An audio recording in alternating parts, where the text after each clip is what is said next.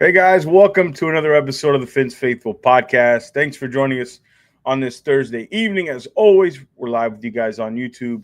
Make sure you guys hit that thumbs up, hit that little bell, subscribe button. I know it's annoying, we keep asking, but it helps support the channel. And also, guys, I love the comments in the chat. Flood the chat with comments for myself or Ryder or any of the guests, and also in the video comment section below, whether it's during or after the show. I love all the comments and interaction with you guys. Positive or negative, good or bad, agree or disagree. It helps keep the show going and support it. I appreciate all the support and all the kind words I've gotten over the last few days. All right, well, first of all, let's congratulate the Florida Panthers on a tremendous back-to-back championships. It's funny, I remember going to those games for next to nothing, sometimes free years ago, and now they're a destination hockey place. It's an unbelievable story, and we can only dream as Dolphin fans to get there at one point. And I think the key is, and maybe Ryder, my guest, will agree with me, is that Bill Zito, the general manager and vice president, the decision maker, who is probably the biggest important piece they had there too. So hopefully one day the Dolphins can reach that goal.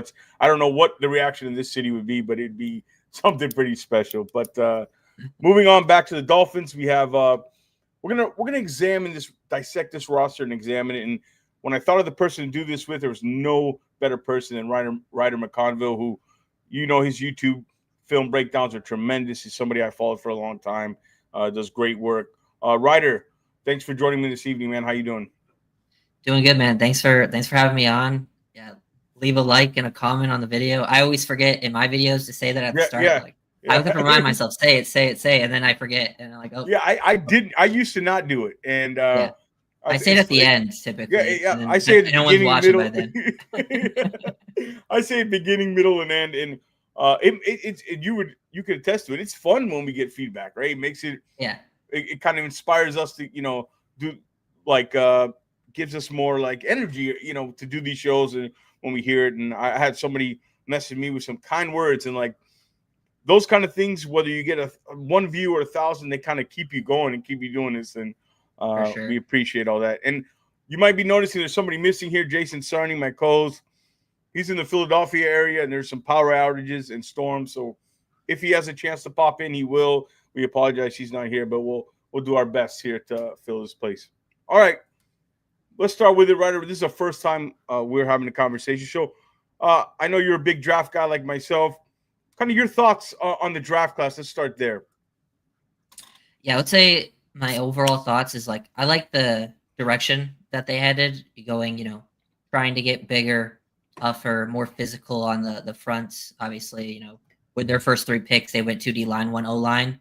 And that's always been a big sort of criticism with the team. And I think I liked most of the picks. There's some, there was no picks that I hated. There's usually a pick that I'm really dislike, or I definitely would have made that. But this year I didn't feel like there was any of those. In the picks that I maybe wasn't a huge fan of, they were 5th round or later. So it's not, a lot of those guys end up being rotational guys, special teams guys. It's, usually what you get in that area. But yeah, I liked up front. I think I really like Kenneth Grant. I think he's going to be special. He's one of those players that I think has a high floor and a high ceiling, because he's able to win, create disruption, even while still being a little bit raw, just kind of winning with athleticism and power. And he's still able to have a high disruption rate. And I think, once he can figure out the little details, kind of like Chop did last year, as the season went on, there's just this little nuances. I think Grant can get there. But yeah, that's kind of my initial thoughts on the draft class. Yeah. Speaking of Grant, he's somebody who, when I watched the Michigan film, everybody's like Mason Graham, but he kept standing out to me because he was probably taking, I would say, if I had to guess, 70% of the double teams there. And I said, man, this is a guy who I'm not afraid to say it, but maybe I like him better for this Dolphins kind of defense than Graham. Graham was actually a guy I thought could slip a little bit. I think that trade saved him. Helped him. Yeah, yes, a lot. Because I agree. Yeah, he's the type of guy, Ryder. If you don't agree, he's the type of guy that does slip. He doesn't drip with the physical tools. Doesn't look the part. You know what I mean? Doesn't look well in shorts. But I think that trade saved him. But the thing when you mentioned the draft, and I said this through the whole process and all of our draft shows that we had, Grant and Savianaya, maybe I'll get that right. Yeah. One day, or two guys I identified for them because I think you're right. They went with attitude, but they wanted like girth. They didn't want big guys. They wanted really big guys and that can Yeah. move. And the thing about Grant that's impressive. Also athletes. Yeah, and athletes. And the thing about Grant that's impressive is his motor. I know he looks sloppy a little bit, but for a guy that his size, I don't know if you'd agree, the motor, he plays well. That body plays well. You know what I mean? The stamina wasn't an issue for me. So yeah, he's definitely built pretty well for his size. Oh yeah, true, I think. Yeah, I love his fit too. You talked about the fit. I think he fit better with Sealer than Graham would have. And I think the Dolphins there's certain traits they really value, especially on the defensive line. I think we've seen that with Weaver, with their only 2 first-round picks in this regime is Chop Robinson and Kenneth Grant. And one thing they both have in common is they're really good athletes and they play with a lot of power. And I think that just fit Grant a lot better. And then also Dolphins love to get after it with just 4, but still working on their stunts and simulated pressure, like to move guys around. I think Grant really thrives in that, and so does Sealer. And I think that's gonna be a fun combo to see them constantly, who's crashing, who's looping. They both can do both really well. So I think that will be like a fun dynamic. And I'm expecting Grant to be like. No, go ahead. I expect him to be like pretty active early on, like maybe a tiny bit of a slow start, but I think he's gonna get a lot of snaps early. I think he'll get up to speed pretty fast, probably faster than Chop did last year. But I think they both could see like a decent rise.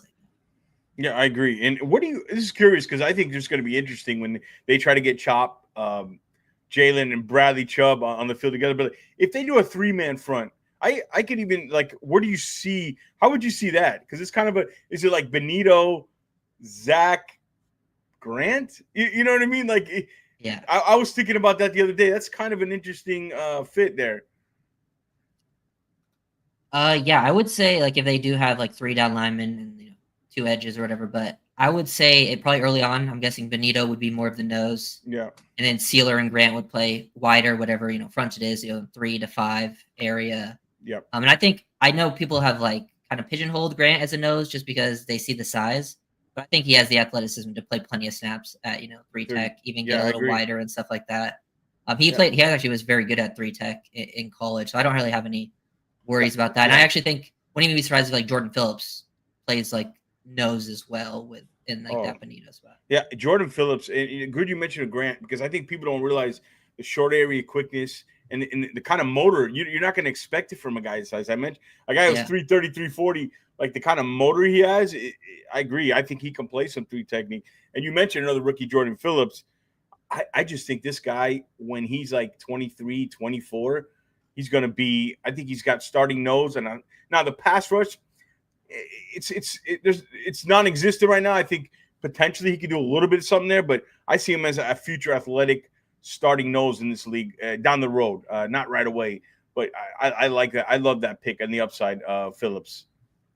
Oh yeah, same. Phillips was one of my favorite probably my favorite value pick, honestly. Getting him in the 5th, I think at 20 years old, insane power, insane explosiveness. That guy's ridiculous. He's another guy that fits in that power explosive combo. He's not as fluid as Grant is. That's why he kind of falls to the 5th. But he fell a little bit farther than expected. Maybe had to do because that D tackle class was really good. Yeah, some of those guys kind of slid a little bit in that mid-round area.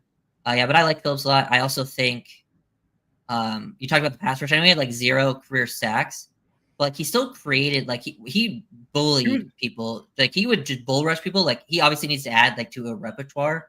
But I do think repertoire, your pass repertoire, can be a little bit overrated at times. If you can win in 2 ways really well, that's kind of all you need as long as you understand the nuance, details of mixing up pace and stuff. But yeah, I think Phillips will be a solid run defender early on, and then pass rush will be down the line. But I do think there is more potential there than people think. I agree with you wholeheartedly. Shout out to Bonnie. Thank you. She said it's first time live. Bonnie, I appreciate it. Appreciate all the support. Kenny, Duke, everybody in the chat, make sure you hit that thumbs up, come on over to YouTube if you're watching anywhere else. We got Ryder McConville, does great work. We're breaking down the roster. We're starting off with the rookie class with him a little bit here because this is our first time talking. You mentioned the Zeke Biggers. He's interesting to me, and the reason why he was interesting to me, I don't know if you did a ton of work on Biggers before the draft. I didn't. Yeah. But Weaver was impressive. When I went back and looked, and then I went in the film, I watched the UM game, and there were some things I liked. 34 and a half inch vertical for a 6'6" player. That translates to explosion. His length. We had Kim Bocamper on.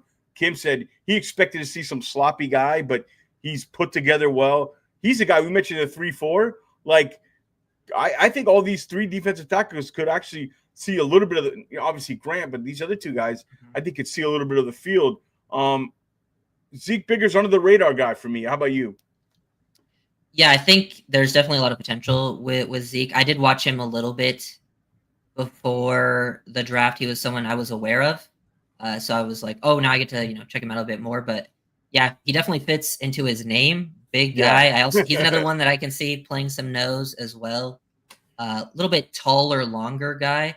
I think it was Notre Dame, if I remember correctly. It was the game where I was like, oh, this is what you're watching to be like, this is what he could be. Because there were some other games. Did you see the Miami? I think I did. I can't remember. I just remember the Notre Dame game was like, that one really blew me away. Where it was like, oh, he had some real dominant reps. Yeah, I think I watched not even just like a mix of two gapping, one gapping, like being disruptive.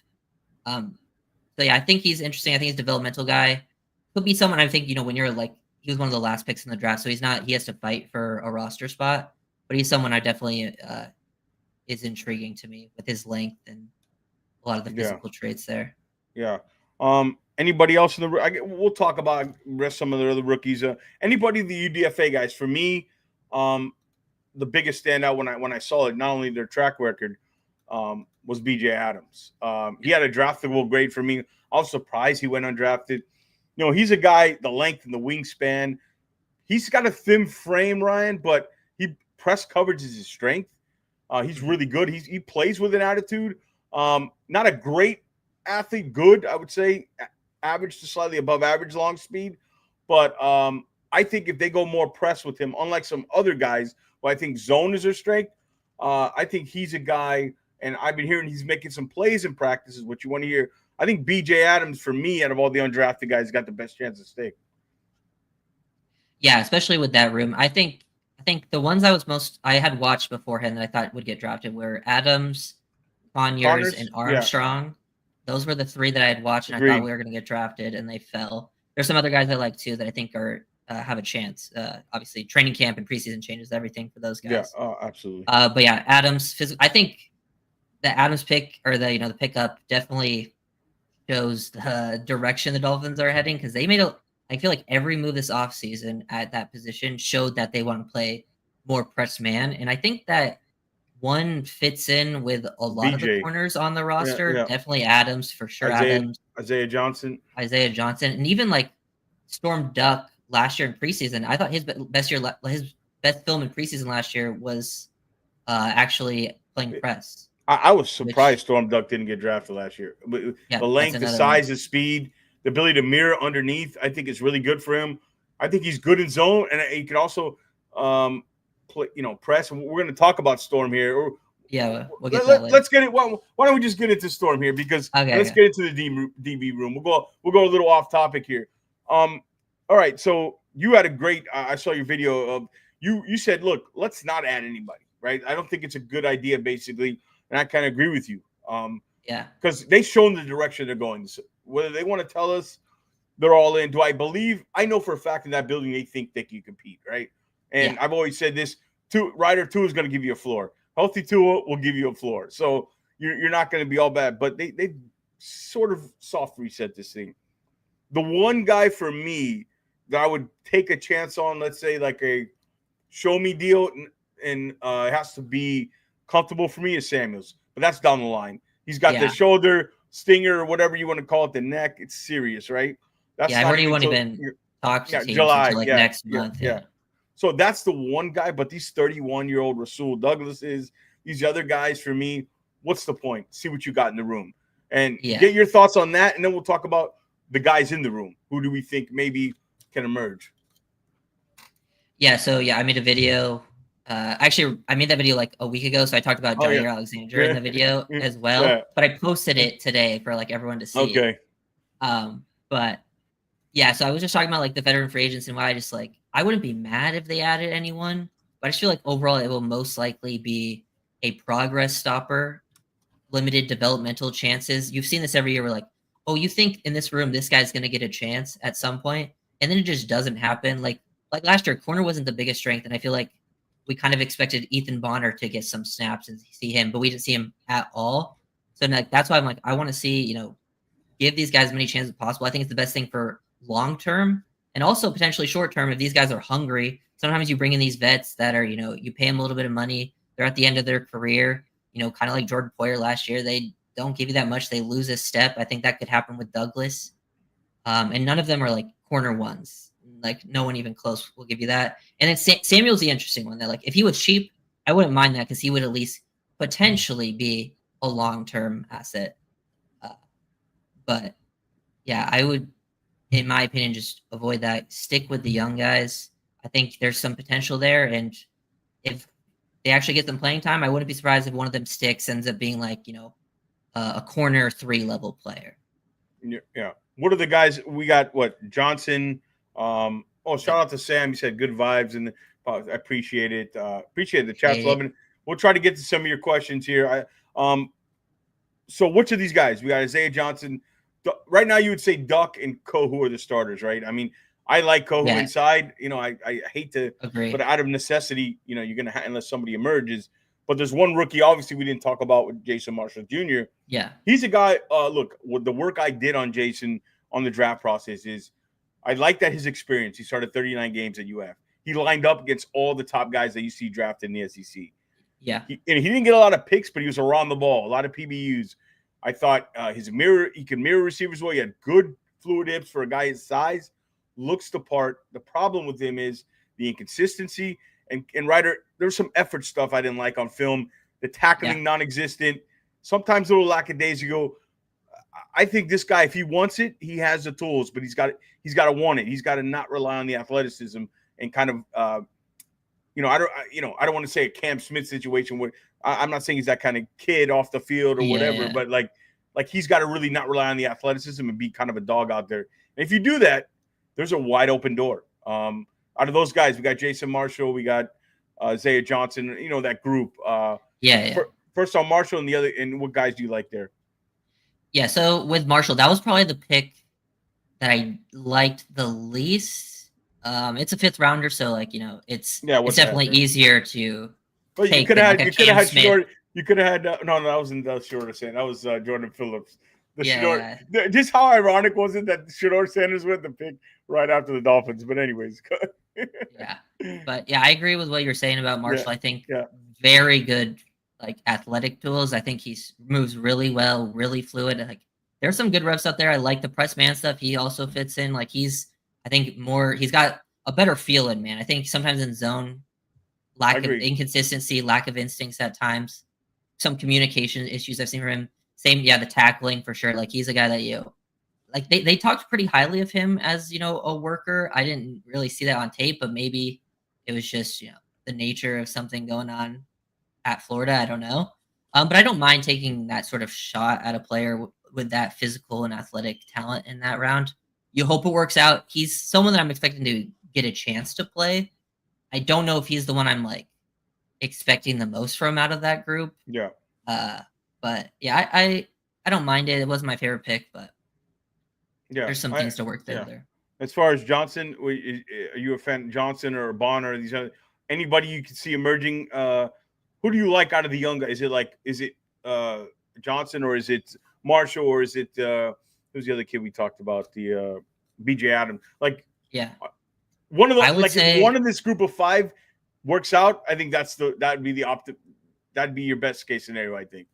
Yeah, so I think first Storm Duck will obviously get the first crack at it. He got all the playing time last year.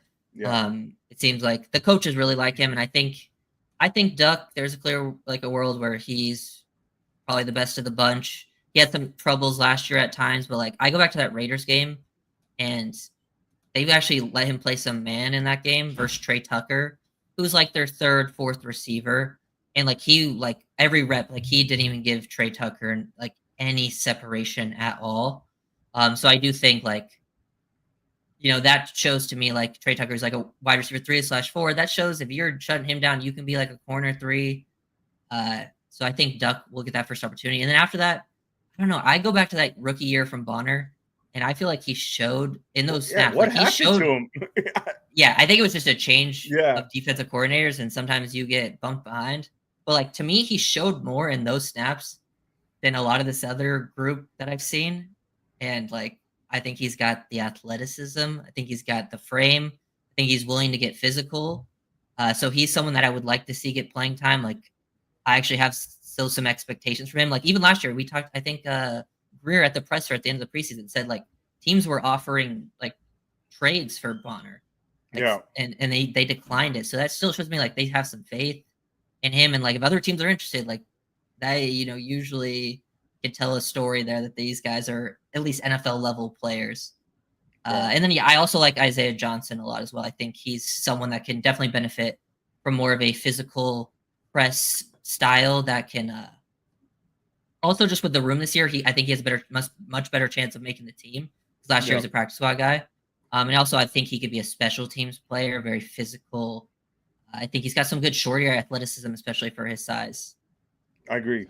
Yeah, the long speed, but he's a guy who I think he's also pretty good. Like the thing about Isaiah is he's to me his strength. You would think it's press, but like I like him in zone. Like watching his college film, like the zone stuff is what really like especially like cover 2 where he can get physical and like play underneath. Yeah. I was expecting like to see this physical press man corner, but I'm like, God, they got a little bit of everything. Like I think, BJ is press. I think that's going to be his. That's going to be his thing. Yeah. If he makes it, the difference is his press coverage when they mix it up. Shout out to Jake and everybody in the chat. Sam, I would love to see the Finn sign number on the 6th offensive line. We're going to get to the O line. Trust me, don't worry. That's the subject everyone wants to talk about. Somebody mentioned John Sanders Jr. Yeah, I like what I saw of him. I haven't heard much of him in camp. I think when training camp comes around, that'll be his time to kind of. Yeah. But let's jump to spot. Yeah, he's in a tough spot because there's another young guy I like. Let's go to the safeties. That's a wide open room. I think that's a big competition. Everybody's saying Melifanu and Ashton Davis. I think right now they're the starters. Yeah. I think I like Melifanu. I think he's big. I think he can play in the box. I think he's underrated in coverage too. That's why the whole Emon Worry stuff. I was like, they're not doing that. He was the guy for that. Yeah. So I like him. Davis, I know they liked him coming out in that draft. He's a great athlete for the position, but he's been a special teamer and a part-time starter. But Dante Trader Jr. is intriguing to me. When we drafted him, I told the guys on the draft show, I said, watch out for this guy because he tested like a UDFA, but his tape was like, to me, a second-round pick, right? So the thing I love about him is, first of all, he's a sure tackler, right? He's not going to thump you. He's not going to make these unbelievable highlight reels, but I compare it to a shortstop who makes the routine plays consistently. And, instead of this, the guys who make the spectacular plays, but they miss the routine ones. Sanders is a sure tackler, right? He's not going to thump you like MN Warrior or some of these other guys. But his IQ, he's not afraid to come down the box. He's good in short area with the lacrosse background. You see it. The long speed gets him in trouble. You do see that on tape. Like, I don't think he's a guy who's going to come in. He ran the 40 poorly, and you see that when it comes to long speed. But short area quickness, he's a quarterback on the defense, calls the plays. I like this kid. If anything, you got a special teamer right away. And I hope he can contribute a little bit. But he had a pick in minicamp. I think he had almost another one. Your thoughts on the safety group? Also, McMorris I like. So your thoughts on the safety group, in particular, Dante Trader Jr.? Yeah, I think the safety group is one out of the weak position groups. I think the safety one is probably the one I feel the best about out of the weaker positional groups of Miami that they have. I think just because I think they'll be better than they were last year, even though on paper people probably look at it and think you lose Holland. But Holland had a down year. Poyer was really bad. And I think, you got guys who, one, give you a little more versatility. And I think when it comes to safety play, it's all about, especially with what they're doing this year, good discipline play. Like you don't always have to be super flashy, just getting your job done, especially with your front that can create pressure. And then getting to Trader. He was actually a player that I hadn't watched a ton of before they drafted him. But after watching film, he became one of my favorite picks. I like the Maryland kids were some of my favorite guys. Safety is the position I played, and he kind of played it how I played the position when I was in high school. Like those were the guys that I always liked. The very intelligent sort of players, get in the right spot, very reliable. He's a very good communicator. It's been a big problem with the Dolphins secondary for years now. Communication, getting to your landmarks. Yeah, I love the tackling. I kind of see him and McMorris similarly in those scenarios. They have good short area athleticism. Not going to blow you away with crazy athleticism outside McMorris of that. Pops. But I do. He pops McMorris when I see him on tape. His first play in the preseason last year when it was either Elijah Campbell or Marcus May. They ran off the field late. It was like one of the first drives of the game. So McMorris wasn't even supposed to be in the game. So McMorris had to run on the field late. Before he even gets set, they snap the ball, and he instantly triggers downhill and makes a tackle running the alley. And I was like, I was sold on McMorris right then and there. Yeah, the instincts. And that's like the play. Yeah, the instincts, the IQ. Closing speed. Like you just have to have safety is one of those positions. I think it's one of the people look at relative athletic score. Safety is safety, quarterback. It's one of those positions you don't have to have the best, and you can still be a very good player. Because if you're a guy that's what in favor of Trader. We're not saying these guys are going to be Pro Bowls, but you have a chance. Yeah. The IQ is something you can't put on a numerical value on a RAS score, and that gives you. I always say it's like Zach Thomas was. He's always 2 steps ahead, 2 yards ahead. When you're 2 yards ahead of every play in your mind, you don't have to run a 4.38. You don't have to be for example, Nick Emanwari. It's one of the things about him. Fantastic athlete, but obviously if McMorris or these guys had that kind of athleticism, they'd be Ed Reed. With that kind of that's what separates these great players is the football IQ in any sport. It's one of the most underrated values. When you get a guy with high IQ, and elite athleticism, that's when you have the elite players. And I think I agree with you. Yeah. Those 2 guys have a chance. Their athleticism will limit their ceiling, but they have a chance because they're always a step ahead of the game. I couldn't agree with you more. I loved what I saw. I had no expectation of Patrick McMorris coming into last year. I don't know about you. I didn't scout him at all before the process. Yeah, I liked him a little bit, but he definitely looked way better in the preseason than I expected to. Yeah. Yeah, so you would expect Melifonwu and Davis to be the starters, right? Yes, I think I actually kind of broke this down not too long ago in one of my streams. I'm expecting Melifonwu and Davis to get the nod early on. I think Melifonwu keeps a starting role if he stays healthy pretty much the whole year. I think he has no one else on the team has his skill set at that position. And I think the Dolphins have been looking for that guy. You hear the Emanwari talk. Kyle Hamilton would do that safety playing down as a nickel. I think with corner being one of your weak positions, you saw it last year, the 3 safety sets. When the Dolphins had corner injuries, that's when they ran more 3 safety stuff. And I think Melifonwu can be that, big nickel cover tight ends, and then you have your other 2 safeties playing split field. I think Davis will get the nod early, and then I think if he starts to fall off a little bit, that's when you see other guys get a chance. Even Elijah Campbell, he'll make the team special teams. We always he's listed as a DB. I think Elijah Campbell's going to be a Swiss Army knife. I think he's going to play a lot. I thought Campbell should have started last year. I thought he's always been kind of underrated. He should start over Porter the whole year. And he's a great athlete. And the other thing is, he's willing to get worse than last year's safety. Everybody's talking about where I'm not worried about the safety. There's nothing there's nothing, Ryder, you could have done to be worse than last year's. Appreciate everybody who's tuning in. Make sure you come over to watching YouTube with Ryder McConville, breaking down the Dolphins roster. We're talking. Armando says McMorris is a sleeper. I agree. Does Traders? Yes, you see a lot of the stuff. If you watch the film, the feet, the short area stuff. I like guys who play other sports, who are good at other sports. That helps them in the lacrosse thing. Yeah, Bonnie. I would say dual sport athletes, especially growing up athletes. Typically, the guys that play multiple sports, you see them have different types of movement skills because football players move way different than basketball players and baseball players because you're asked to do different things in those games. So having an extra tool like that, you usually have different sort of movement skills that are added to just a guy who just played, football. So I always take that as a bonus, Yeah, let's move on to the edge position and specifically Chop Robinson. Chop, I thought it was remarkable. I didn't think he was going to be ready year one.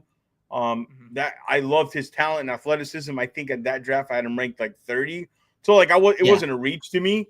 I was around the same. Yeah. So what happened is he took a step. His cadences, the patience, the way his rushing, it just changed mid-season. And you watched a lot of film as well as I do on him. I think not to be a reliability in the run game is going to be the next step for him, where teams don't attack him and he can be on the field more. What do you think of his rookie year, and what do you think this growth next year is? Because I'm looking at double-digit sacks. That's my expectation for him. Yeah. I think, I have very high expectations for Chop. I think Chop was pretty easily the biggest bright spot of last season. Like, I don't think it was really close. He had a slow start, obviously, to get things going. I think the thing that flipped, you talked a little bit about it, just the subtle details of the game. He didn't add like any crazy pass rush moves. He kept the same moves, but he would mix up footwork. He would mix up like pace, like the subtle variations like that. He changed his pace a little bit. It wasn't just one at edge and receiver. I always kind of edge and receiver have a lot of similarities to me, and same with like offensive linemen and corners. Like the battle's kind of similar. Edge and receiver, I love guys that can vary their pace and mix things up. Because like I actually made a video. It's only members only right now, but it'll be out soon. A Cameron Wake video. It's like a throwback Cameron Wake video. Nice. Cameron Wake, Chop Robinson, some similarities there. Cameron Wake only used 2 moves his whole career. He used his his dip rip, like he used like a pull rip the whole time. The get off with the rip, and then he might use speed to power to win back to the inside. That was it. But he would mix up the pace at times on his speed to power. He would attack different angles. His footwork would be different on different plays. That's sort of what Chop did. And I've seen most people are very high on Chop. I've seen certain fans where like they didn't think he played good. And that was like the most surprising thing to me, because I was like, he was genuinely dominant pass rush in the second half. I'll put it to you this way. Offensive coordinators have to worry about him, because he has one special power. He has one tool that is elite. The get off is absolutely special.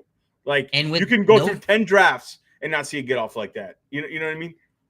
And with no like Phillips or Chubb last year, he was the one getting all the attention in the second half of the season, pretty much every game. After like maybe it was like the Bills game, maybe after the Rams game, I can't remember. He started getting a lot of attention. Like that Patriots game, he dominated, and he was getting double teamed the whole game. And he was still. Do you remember that one play that was just unbelievable? Yeah, it was I almost never seen it. End. Yeah, I moved the tight end and the right tackle at the same time. Like, okay.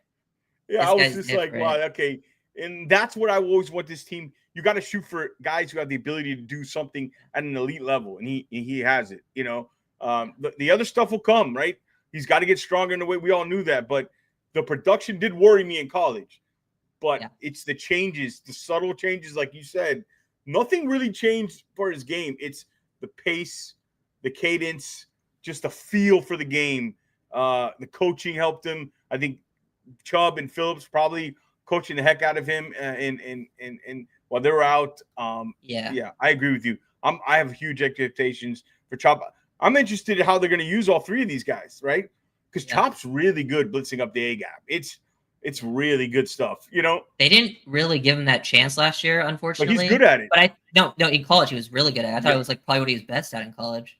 But I think the reason he didn't is because they didn't really have another edge that could, Yeah, that's what I'm saying now. Stay out there the whole time. With these 2 guys. I think, to me, I'm looking at all 3 of them. I've seen all of them play like interior, like on pass rush situations, and I think all 3 of them are good at it. I wouldn't be surprised if they actually go Phillips on the inside, because I think Phillips has really dominant reps in there too. I was actually watching Phillips film recently just to refresh on it, and I'm like, oh, Phillips is good on the inside. He can do everything too. He's not just people have this misconception like he's a pass rush guy. He's a good passer, but he's an all-around physical defense. Like, Yeah. he out of all those three guys, you know. Also, I think agree he with maybe you. has the best motor I've ever seen. So having him Oh, on the inside to chase people down when he's like in that, they're working stunts and stuff. I yeah. think that could be interesting. Use because if you have like Chops get off on the outside, he kind of creates more space for guys like Phillips to work with. Now, If they Duke's were to asked a have all question. three on Yeah, the field. Duke asked a question. George Ryder, do you think Chubbs Phillips will still be as good after so many injuries sustained? I'll let you hit on that, Ryder, if you want first. I mean, it's Yeah. hard to predict. It's impossible to predict, but I would say Chubb is 2 years removed now, so I think there's a decent chance he at least returns mostly to normal. It seems like he's back. I think Phillips a little bit tougher, but I think it's good that he's 2 years off the Achilles because I think Achilles is really tough to come back That's a from the tough one. edge. That's what concerns me about Daniels. Yeah, On the so it's offensive really side. tough, especially at edge because you have to like bend so much in the ankles. Yeah, I But agree. we even saw week 1 with Phillips. He had a really good week 1 versus Jaguars, first game back off the injury. And I think he's one of those guys that's just a freak He's of like nature. he's a robot, man. I would never count out Phillips. I feel pretty confident with Chubb being ready. Yeah. I think Phillips is a little more questionable, but any other guy I might consider, not with him, man. He's just like a robot, you know.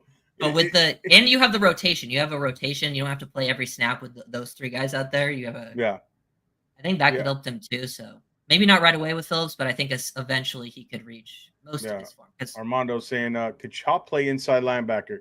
I mean, he's built like one, but he's built like one, but he doesn't have the instinct. That's not his strength. Is you be doing him a disservice.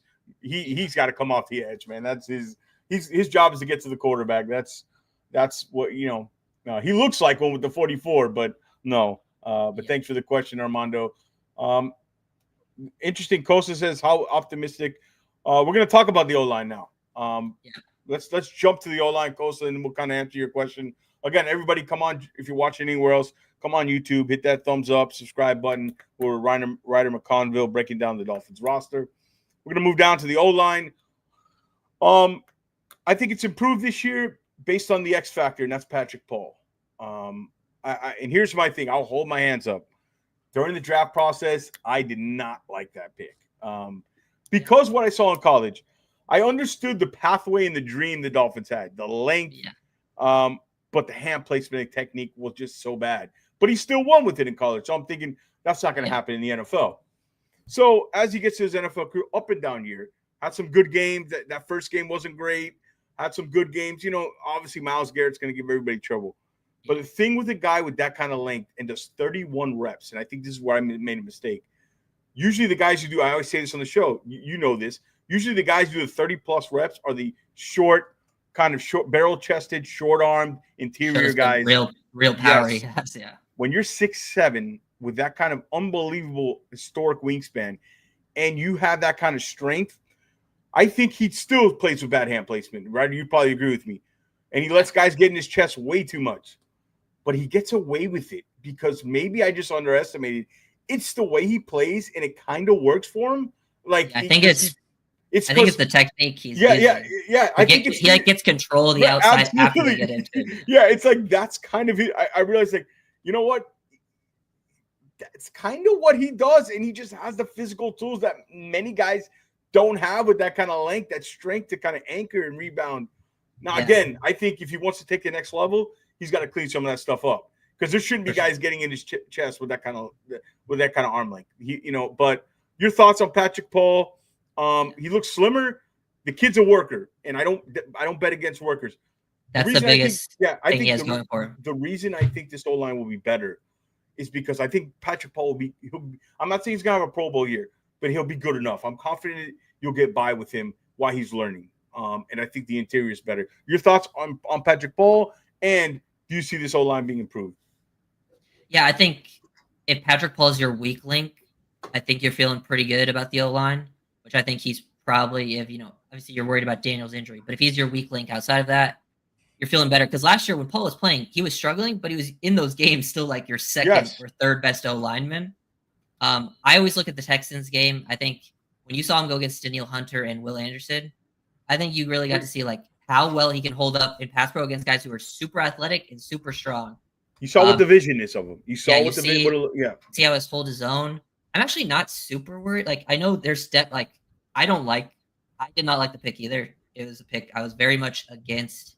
But I think Oh, when it you comes to same. this, Oh, same. You didn't love the. How am I? yeah, I don't know if you came to the same conclusion as me. I'm just like, yeah. it But works, like maybe. after watching him last season, I was like, Yeah. you know what?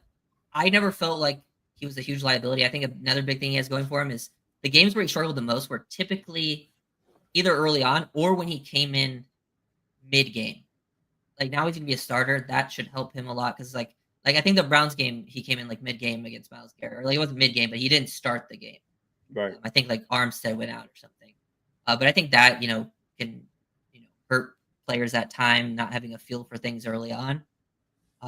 But yeah, I think honestly where I'm most worried about him is less about pass pro because I actually think the Dolphins scheme is very offensive. Like it's very pro offensive lineman. It's very helpful for them with how quickly they get the ball out, how they use a lot of jump sets. Like, you don't have to have a lot of true one-on-one pass sets in this scheme. So I think where I'm kind of hoping he takes the next step is in the run game, just finding more consistency from a mental perspective and like angles and stuff. Because there's times where like I feel like he either climbed to the wrong person on the second level or he just like slightly mistook his angle because he has the athleticism to get there, but I think he just like slightly misread situations at time. And then just like when he does, like there's flashes of him like bullying people up front. I just want to see it more consistently because I think that's the whole key to the offensive line and the offense in general is if you have a running game going on, I think the offense with Tua healthy will be much The running game. Everybody goes, what do they do different? You want to pull off the whatever you want to call it, cover two, which has been around forever, shell quarters, whatever. When you have the teams that were running last year, 4 and 5 man boxes, and we were getting 1 yard a rush, and I think the running backs also had a responsibility in that. Yeah, that's not moving the defense off. What's going to bring the defense to come in is if you're pounding them with the running game and you're driving the ball 4 yards, 6 yards, 24-yard run, another 5-yard run, a 3-yard run. That's what's going to open up the offense. And that's why I think I like this O-line better with Daniels. Especially when you're a heavy play action team. Yes, like and Miami Tua on play action. And a Rise game, off that, yeah. Tua and a play action. Listen, Tua's superpower is the anticipation, the accuracy, and throwing to a spot. This offense is built for it, and nobody does it better than him. He's got this great ability to kind of pinpoint the ball where the receiver, you're not throwing at the receiver where he trusts the receivers and where they're going to be. And you do that when you have that kind of talent and power on play action in a running game. That's what Tua in this 70-point offense, this greatest show on that's not Tua's strength, right? I think that's not the recipe for success here. And I've always said their biggest thing is people caught up with the fastball. There was 9 games it worked great. They caught up with that flat line 98-mile-an-hour fastball, and they were hitting for doubles and homers. They didn't find the changeup. They tried to do the changeup last year with Jonnu everything underneath, but it was almost like then they stopped throwing the fastball. And they lost. But I think they lost the fastball. Yes. And they lost it in 2023 because of the injuries and getting figured out a little bit. But I also think there's the O-line injuries. That's when it hit you. Like you lost, like when the Dolphins O-line was 4 or more healthy, like their yards per play was so much higher. Yes. And then but when they had like 2 of the starting O-line, it was horrible. I think the only game in 2023 where they had all 5, like the original 5 starters, the only game was the Broncos game where they put up 70. Yeah. And then 2024, they didn't have, they couldn't create a push up front. They had like a few weeks where it was fine, and then Austin Jackson went down.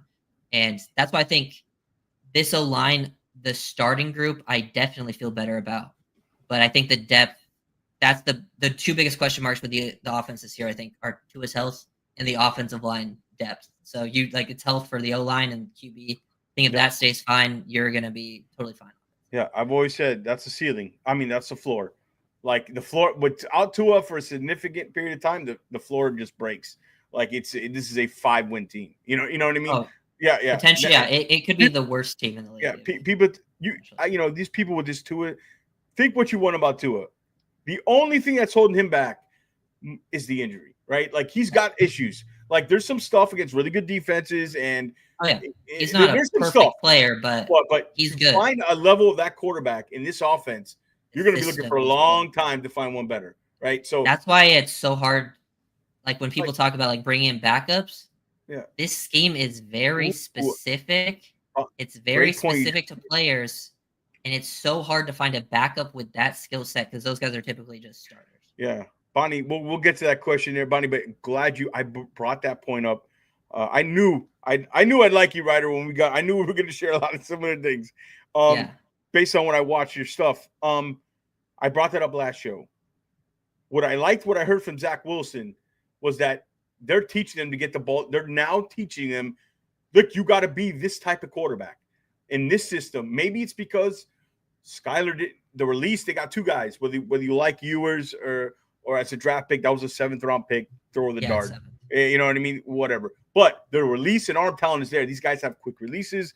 Zach Wilson was the 2nd pick in the draft for a reason. Maybe they feel they have guys who can actually do it now and get the ball out quick. But I like that they're training him now because that's why the offense shouldn't drop when you lose Tua to like the worst offense in the league from like one of the top 10 or offenses. It shouldn't be that. And it's because it's like a play. They rehearse it with Tua's, and then they got these guys who don't have any ability to run that offense. And then you don't change the offense, and then you lose the strengths of every offensive skill position player you brought in. So that's a great point you made. I think I'm glad I heard that from Zach. Did that catch your eye, that comment from Zach Wilson, or did you think anything of it, or am I crazy here? Well, I thought it was surprising. He said that he'd never been told this. Like he's been like late before. Yeah. I thought that was probably Zach's biggest issue with fitting into this scheme is he just would play late because he would probably rely on his arm talent. He does actually have experience in this sort of scheme, like when he was with the Jets, they had I think it was Mike LaFleur, not like he was their OC. Well, so they were running a similar like that Shanahan scheme. That's where he was used to play action. He's usually at his most comfortable, but like he's got to get that timer sped up a lot because it's way different. I think that's what gives Ewers ended up far and away in the best place he could have ended up. For his I think he would have been. I thought if he ended up somewhere else like Cleveland or something, he doesn't make the roster. Yeah, no, if it wasn't Miami or the Niners, that was horrible for him. Sarkisian actually ran a very similar system at Texas to what McDaniel does with the RPOs, the quick release anticipation. It's Ewers' biggest strength. I didn't love Ewers coming out, but it was 7th round pick. Same here. Especially because it was same here. It was how people talked about him. It's usually it's a value thing with draft prospects. Like if he was talked about as a 7th rounder the whole time, I'd been like, oh yeah, I like Ewers. He was talked about as like a day 2 guy at times. I never saw him. I never saw him. I thought he was around a 6th or 7th round pick. With yours is I look, everybody. It's a 7th round pick. He has the ability to. He has a skill set to become a backup at best. There's a small percentage for him to be a backup quarterback in this system, right? I think they got 2 quarterbacks who they think, and you mentioned with Zach. When I had Ben Albright on, he's plugged in Denver. He told me behind the scenes, they really like what he didn't play, but they really, really like what they saw from him. And McDaniel did because he was handpicked. Literally, literally that show, Ben, it was 30 minutes before free agency started. He goes, yeah, the Dolphins are targeting Zach Wilson. I'm like, really? I feel like I saw that clip. Yeah. Oh, yeah, you did? Yeah. Yeah, I think I saw that because, when I went and watched Zach's film, like the Jets film is pretty rough. But I do think it's preseason. But I do think a lot of Jets quarterbacks film is rough. Oh yeah, I mean, hey, you're hoping that you get the Geno Smith, Sam Darnold. Yeah, I don't think that happens, but I do think he could be better than he ever was. But like a backup level, and that's fine, But yeah, I will say like it's preseason, but I think the most comfortable I'd ever seen him look was in those Denver Broncos preseason games. Like he actually looked like he wasn't panicking because I would say his 2 biggest problems were playing on time and then the pocket stuff. He would hold on to the ball too long, take a lot of sacks, try to do too much, lack of pocket presence at times. But it just looked like he was way more comfortable, which I think is that's the whole big thing for him. Yeah.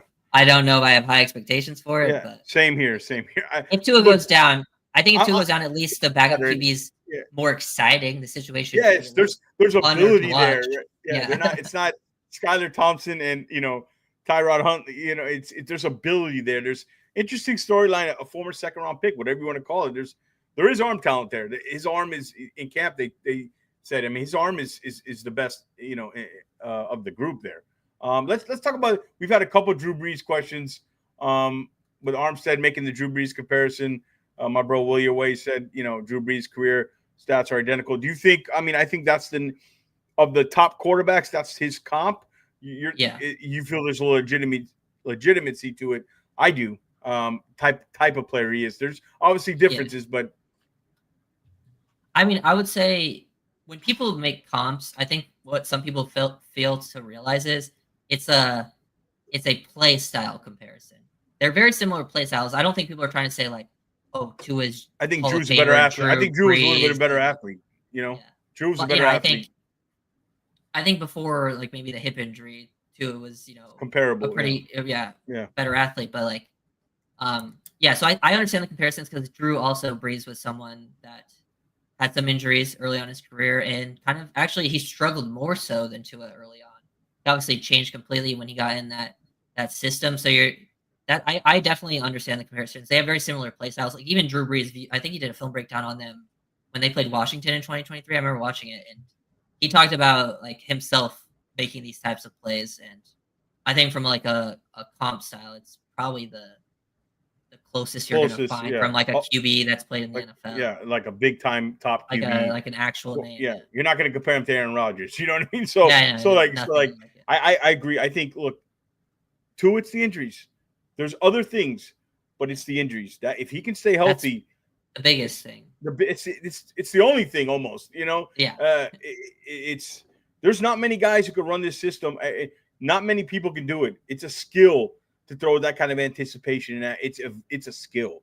Like people get overwhelmed by the arm strength, the Herbert arm, and arm strength's the most overrated part of a quarterback by far. I think you got to have enough. If you have enough, and Tua has enough. Now, is he great outside the hashes and throwing to the sideline and on the move? No, it's not his strength. But everything else, he can make the throw, and he's good enough. I don't know if you agree with that, but that's my assessment on Tua. I always wondered. I knew what the floor was going to be. He's about what I thought he'd be. The question for me is, what's the ceiling on him? That's the main. There's another level that he has to get to, even with everybody healthy, to get where we want to go. But man, you're going to spend a long time searching for a better quarterback than him. I don't care what anybody says. Yeah, I think you'd have to get really lucky. Like if you were going to move on from him, you have to get lucky. I think that's one thing people are not thinking about, like that really want to move on. It's like no, it could get a lot worse. Well, it might get better, but like I don't blame people. Yeah, some people want to bottom out. And I agree. It's like the local basketball team here. Stuck in the middle is the biggest problem. Like people want to, and I think you still got to be looking at the quarterback position constantly because of it. You'd be crazy not to. Always be looking at the quarterback position, even high next year. I've been doing, I don't know if you've done any work yet. I've been looking at the quarterback. I love Sellers. Sellers reminds me of a good prime Dante Culpepper. Like I'm talking Minnesota. Yeah, you know what I mean? He's very strong and athletic. Yeah, I just watched that's the type of stuff I want to see. That's the type of quarterback I want. You know what I mean? That's kind of can play in any situation. So yeah, that's further down the road, but keep turning the wheel on the quarterback. You have to. What's going to end Tua is going to be the injuries. It's not going to be that he plays himself out of the league. Healthy, he's in the league for 8 more years. Some people think he's like not an NFL quarterback. That's crazy. Yeah, it's crazy. I don't even listen to it. I would say the only thing I want to say about Tua is people always talk about, they try to like downplay the anticipation and like call it spot throwing or use any type of words to be like, oh, it's not really that impressive. He's just throwing to a spot or whatever. Whatever you call it, whatever it is. You're going to see Zach Wilson try to do that. Highest level. Yeah. If it was so easy, everyone would be doing it regardless. Like, even if you have the physical tool set to throw it a little bit later, like you have a stronger arm to throw the ball a little bit later, they would still be throwing the ball early because that's the best spot to get the ball out. And look, I'm not the biggest tool supporter out there. I'm not on either side of the fence on Tua. I just call it like I see it, man. And there's some things I don't like about him, but what you can't argue is the ability. Somebody said it best. There's doorknob accuracy and there's keyhole accuracy. Sometimes, people, that was almost intercepted. No, there's a reason why the fingertips miss it because he's got that kind of ability. How many times, Ryder, have you seen like the ball go right through the fingertips of a player because he's just got he's that kind of anticipation is hard to teach. Big O Junior. Thank you. Shout out Armando. How you doing? We had Big O the other time. Yeah. Again, the ceiling is a question, but be careful when you want to replace him because it's going to be hard. Now, I'm also in agreement to go draft the quarterback high next year because I don't think ultimately I think what's going to cost him is there's going to be an injury here and he's going to have to just. I think definitely. I hate to say that, combo, but it's just too early, I think, for me to really say. But like, it's definitely not something you can count on. Yeah, all right. We'll wrap it up here pretty soon with a couple more subjects here. Having a great time here with Ryder McConville, guys. Thank you everybody in the chat. Make sure you hit that thumbs up and subscribe to the channel. I love the action in the chat. I love it, and also in the video comment section. Ryder mentioned he forgets to say it. I got to say it. I love reading after the show, going down to the video in the comments and like. Even if you disagreed with something, I think it's cool. But, all right, your thoughts on the culture change thing. How real do you think it is? And my biggest skepticism, and I thought Chubb exposed him a little bit by saying, they kind of like need to take, in a sort of way, kind of take Mike more serious in that comment. I thought that was kind of like not great for Mike. I think this offseason hasn't been great for Mike. I think they're setting him up not in a great way to be the fall guy because, like, if he's worried about his job, this is not the offseason where they add a lot of guys to get better. And I don't know if you can become the substitute teacher, ultimate players coach, and then all of a sudden be a disciplinarian. And adversity, I think they're trying like heck with this. I think they're trying in that building right now to change it, but you don't know until the adversity hits. Your thoughts on the whole culture change and how real do you think it is? I mean, it's so tough to say when you're not actually there to really know what's happening with stuff. But it seems like they're definitely committed to changing stuff. I feel like, I mean, if there was one player, I guess, to still move on from that would probably complete the culture change, it might be like Tyreek, with like from players added. But the way I don't know, I kind of just am at the point where like. I don't really want to hear them talk about it anymore. I just kind of want to see it happen live. Like, and I know they're asked about it. Like they're constantly asked about it, so you have to answer their questions or whatever. Yeah, and all of that. But I don't know. I kind of just take all the interview stuff with a grain of salt.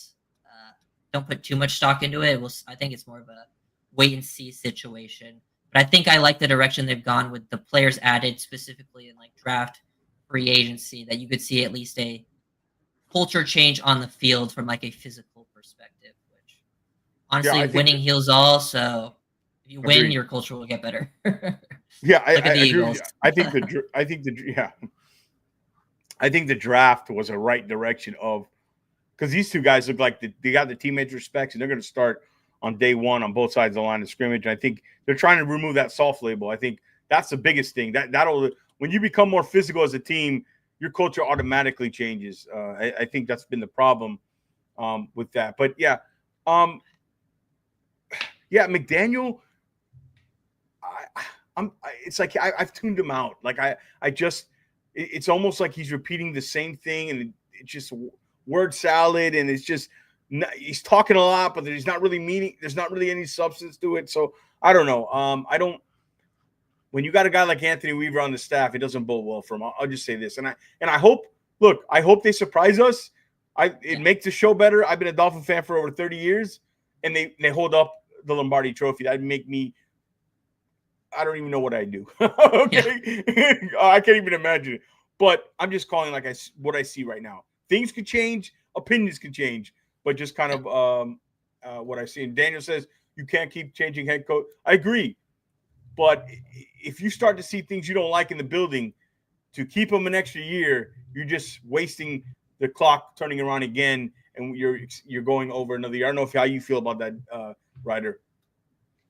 Yeah, I don't love like constant overchange, but like if you are in charge of the team and you can tell like it's done, then yeah, just cut ties. I mean, I don't know what it is or not. Like I couldn't tell you. But I'm just saying, like if you're that perspective, yeah, I would. You should move on if it's time to move on, not just wait next do year. It. Do it until you've gotten it right. I agree. I think that's a good way to put it. Schedule wise, how do you look at this season? And we'll kind of wrap it up with this. How do you like the schedule? That you like anything that favors them? I always say I don't put too much in the schedule. Variables can change, injuries. Yeah. What's your gut feel on this team? We haven't, I think they'll add another corner or something, but like the team, 95% of the team's on the field. How do you feel about it? And kind of where you say the not a prediction, but the win range. Every year there's a different feel to a team. What's your feel going into this heading into training camp? Yeah. Well, I think it seems like national or just like people, fans of other teams quite down on Miami. Definitely one of the more negative feelings towards the Dolphins. And I think I can understand it. I think, we talked about it with the injuries. They could go south very fast. But I do think if they were to stay relatively healthy, on paper the schedule does look favorable. But like last year, I think on paper the schedule was like supposed to be really hard, and then we ended up with the easiest schedule. It constantly changes with injuries. But last year we went, what was it, 8-9? And it felt like the season was horrible. So like it felt like it couldn't have gone worse a lot of times. And we still were 8-9. So like I still feel like around that area, maybe a few more. Like if you stay healthy, 9-10 wins. Yeah. Again, a healthy Tua, you're not winning less than 8 games, or 9. Yeah, I mean, it seems there's definitely a lot of winnable ones. Just depends on the health, like usual. Yeah. We have a question from my bro Kyle Prince. James Daniels had some high praise on Savi and I. We haven't talked about. That's one rookie we haven't talked about, and it's another guy I love. I even had a crazy statement like right in the early process of the draft. I was like, this is a guy I would target, and like if you took him at 13, like everybody was like, what? Like I know the value wouldn't be there, but I wouldn't have hated it. But like, of course, it's not who I would take. But like an outside, like a surprise guy, he was one I targeted, and when I liked him because he was big, he's fast, and I'm glad he ran that 40 time because everybody's like, oh, he's not athletic enough. No, what he does well, his hands I thought he had the most powerful hands of any O-lineman in this class. Yeah. He really what people don't realize is what he's good at is setting anchor in the pass pro. That guy in pass pro sets anchor well. I even want him to be more aggressive in the run game. I thought he was plus. Yeah, that's my biggest thing for him. If he becomes more of like a finisher in the run game, because you see the flashes, he's clearly got the size. There's clearly times where he just pushes someone over like it's nothing. But sometimes he'll get latched on, and I feel like he's more worried about doing his job right than because he can turn guys inside easy. Yeah. So I think that's my biggest thing with the whole line. I want everyone that I need some improvement, create some movement into displacement in the running game. If you do that, your pass pro will become much easier, even if you struggle in that area. Yes, and I think, like I said. I think he's a plus athlete outside right tackle. He's plus inside at right guard. And you don't have to think about it. You've seen him play. He's versatile. You've seen him play right guard. You don't have to project like an SRA out of Minnesota. You would have had to project him inside. This guy, big, girthy, physical. Kind of the first 2 picks were kind of the same. They weren't just big, but they're big. They're thick-limbed. That Polynesian thick-limbed kind of thing is what I thought this team needed. It sounds weird, but it's the truth. If you ever seen these Samoans or Polynesian, they're built different. They're physical brand, and I'm hoping. I want to see a little more inside zone. And he's never going to get away from the outside stretch stuff. That's his bread and butter. But like Ollie Gordon, Ollie Gordon. I don't know about you, man. I was like, God, I don't know what to think about him. 23 tape, breaking tackles, decisive, vision, arm tackles. They couldn't take him down. 24. What happened? It was like, what? And I went to go look and see, were they getting 8-9 man boxes all the time? No, nothing unusual. Yeah, the O-line and the quarterback play was bad. I think the thing with Gordon is, I think maybe he's somewhere in the middle. Like he's not 23, Doak Walker, but he's not as bad as 24. And I think the one positive is he looks quick in camp, and that's the sign I wanted to hear. Because when he translates, gets out of the elevator from college to pro, and he's put in the field with NFL athletes, how does he look? Because that concerned me, the creativity, the lack of explosiveness. But I'm liking what I'm hearing. I got a little hope for Ollie Gordon. Yeah, I like Ollie. I think he was one of the better value picks too. I think him and Phillips were probably the best value picks that I saw. I think he's more fluid than maybe people think for a bigger guy, which is helpful. But I made a video on Jalen Wright just a couple days ago, and I talked about like don't go away from the outside zone, but definitely mixing things up because when they did run more interior stuff, whether it's gap scheme, inside zone stuff, there ended up being some space, a lot of space to work with. They had some big hitters. I'd like to see like influence trap stuff, and even like you talk about Gordon with that. Same thing with Jalen Wright. Jalen Wright in college at Tennessee, I don't think he ever ran an outside zone concept in his entire career because Tennessee didn't run those concepts. Yeah, and he's got the physical tool set. He look, yeah, to that's run what outside people zone. mistake. People mistake that. I think because he looks like an outside zone They think back. he's like fast, but like it takes a while to get used. It's different reads, so like, and even like, I even think Achan has like even when he was at Texas A&M, he ran outside zone, but he wasn't running it like every play. They ran a lot of gap scheme there too. So I think mixing things up with the run scheme is very important. Less, maybe less crack tosses. Still, have outside zone be your main thing, but a little more versatility. Have a package where you can get physical. Yeah. Like run the inside. And I think Gordon, I don't know if I love Gordon in the outside because I think speed does still matter. If you just look at the history of the San Fran and Miami, speed does matter.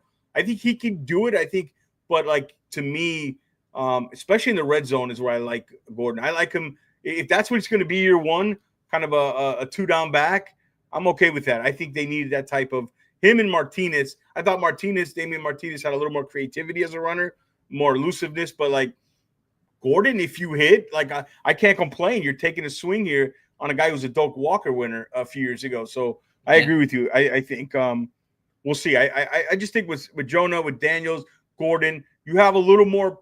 You couldn't do it last year. You didn't have the personnel. I think this year you have you kind of you have the personnel.